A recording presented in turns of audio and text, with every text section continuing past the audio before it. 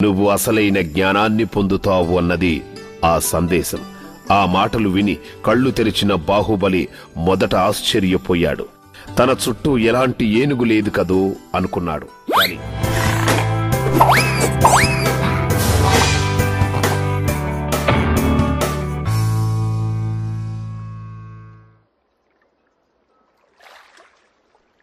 అసలైన బాహుబలి కథ వింటారా? అనగనగా రిషభదేవుడు అనే రాజుండేవాడు. ఆయన అయోధ్య రాజ్యాన్ని పాలిస్తూ ఉండేవాడు. రిషభునికి 2 భార్యలు. మొదటి భార్య సునందకు 99 మంది కొడుకులు ఉండగా వారిలో భరతుడు పెద్దవాడు. ఇక రెండో భార్యకు ఒక్కడే కొడుకు, పేరు బాహుబలి. బాహుబలి అంటే బలమైన భుజాలు కలిగినవాడు అని అర్థం. పేరుకు తగ్గట్టుగానే బాహుబలి మంచి బలశాలిగా ఎదిగాడు. యుద్ధానికి సంబంధించిన విద్యలన్నింటితో పాటు గురువులు నేర్పిన శాస్త్రాలను కూడా చకచకా నేర్చేసుకున్నాడు. మరోవైపు భరతుడు కూడా బాహుబలికి ఏమీ తీసిపోకుండా అన్ని విద్యలలోనూ ఆరితేరాడు. ఇంతలో రిషభుడు ముసలివాడయ్యాడు. మనం తరచూ వినే జైనం అనే మతానికి నాంది పలుకుతూ వారికి తొలి నాయకునిగా అంటే తొలి తీర్థంకరునిగా మారాడు. మరి తన రాజ్యాన్ని ఎవరికప్పగించాలి? అందుకని తన రాజ్యంలో ముఖ్య భాగమైన అయోధ్యను భరతునికి, మరో ముఖ్య నగరమైన తక్షశిలను బాహుబలికి, మిగతా చిన్న చితక ఊళ్లను తతిమ పిల్లలకు అప్పగించి తపస్సులో మునిగిపోయాడు. అంతా బాగానే ఉంది. కాని అయోధ్యను పాలిస్తున్న భరతునికి తాను అందరికంటే గొప్ప చక్రవర్తి కావాలని, అన్ని రాజ్యాలు తన ఆధీనంలో ఉండాలనే ఆశ మొదలైంది. అనుకున్నదే తడువుగా చుట్టుపక్కల ఉన్న రాజ్యాలన్నింటి మీద దండయాత్రలు మొదలు పెట్టాడు. భరతుని తమ్ముళ్లు సైతం ఆయన అధికారాన్ని అంగీకరించి అతనికి సామంతులుగా ఉండేందుకు ఇష్టపడ్డారు. కాని మన కథానాయకుడు బాహుబలి ఊరుకుంటాడా చెప్పండి? తండ్రి తనని నమ్మి ప్రేమగా ఇచ్చిన రాజ్యాన్ని అప్పగించే ప్రశ్నే లేదని కుండబద్దలు కొట్టేశాడు.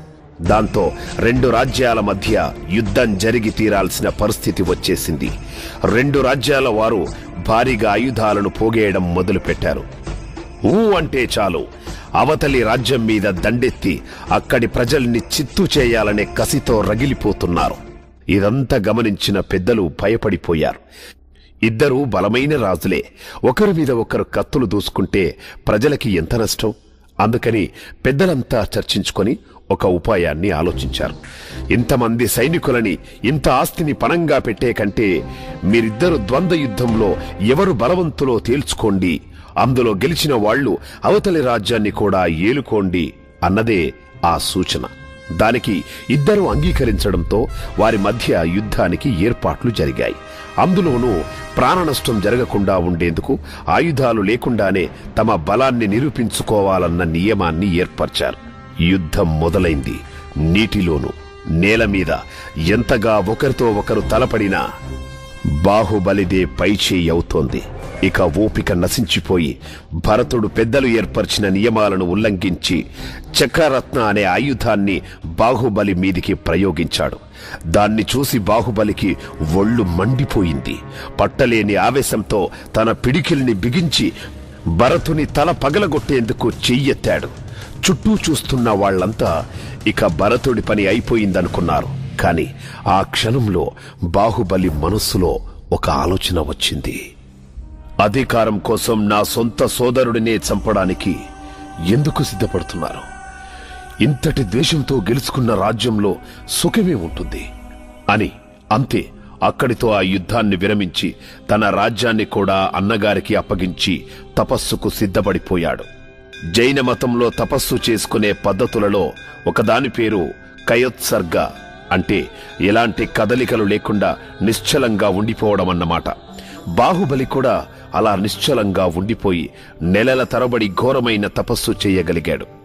ఆయన కాళ్లకి లతలు పాకిపోయినా, చీమలు పుట్టలు పెట్టినా బాహుబలి కదలనే లేదు. ఇంత పట్టుదలగా తపస్సు చేస్తున్నా కూడా బాహుబలి మనస్సు పూర్తి ప్రశాంతతను పొందలేకపోయింది. అందుకని తపస్సును విరమించలేకపోయాడు. బాహుబలి పరిస్థితి గమనించిన అతని తండ్రి రిషభనాథుడు తన కుమార్తెలకి ఒక సందేశాన్ని చెప్పి దానిని బాహుబలికి అందించమన్నారు. ఏనుగు మీద నుంచి దిగివస్తేనే నువ్వు అసలైన జ్ఞానాన్ని పొందుతావు అన్నది ఆ సందేశం. ఆ మాటలు విని కళ్ళు తెరిచిన బాహుబలి మొదట ఆశ్చర్యపోయాడు. తన చుట్టూ ఎలాంటి ఏనుగు లేదు కదూ అనుకున్నాడు. కాని మరుక్షణంలో అతనికి అర్థమైంది, తను చాలా గొప్పవాడిననే అహంకారం ఇంకా తనలో పోలేదని. ఏనుగుని దిగిరావడమంటే ఆ అహంకారాన్ని వదులుకొమ్మని తనకు సూచిస్తున్నారని తెలిసొచ్చింది. ఆ విషయాన్ని గ్రహించిన వెంటనే బాహుబలికి పరిపూర్ణమైన జ్ఞానం కలిగింది.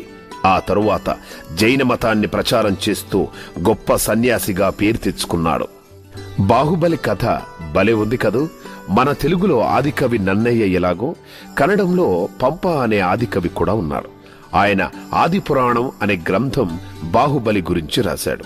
దానిని చదివి 10వ శతాబ్దానికి చెందిన చాముండరాయ అనే సైన్యాధిపతి కర్ణాటకలోని శ్రావణ బెళగోళ అనే ప్రాంతంలో 57 అడుగుల ఏకశిలా విగ్రహాన్ని చెక్కించాడు.